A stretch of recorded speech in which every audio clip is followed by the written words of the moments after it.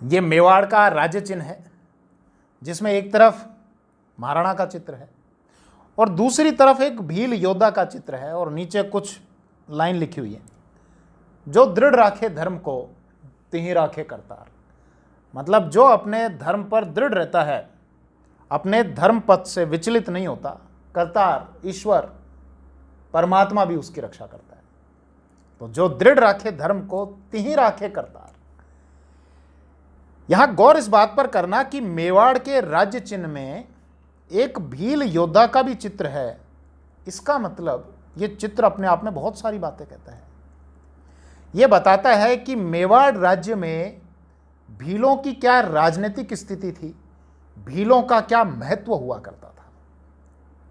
और हम देखते भी हैं इस बात को कि जब महाराणा प्रताप का यहां शासनकाल था, हल्दी घाटी का युद्ध हुआ 1576, एक व्यक्ति यहां उपस्थित था, बदायूनी, उसने किताब लिखी मुंतखब तवारीख। वो लिखता है, हम जब गोगुंदा में ठहरे हुए थे, गोगुंदा स्थान पर, तो हमारे अमीरों को डर था कि कहीं रात्रि में राणा कीका हम पे हमला ना कर दे। राणा कीका मतलब महाराणा प्रताप, और भीलों की सेना भी थी, तो ऊंची ऊंची दीवारें हमको बनानी पड़ी। उसके बाद हमारे जो अमीर हैं वो कुछ निश्चिंत हुए।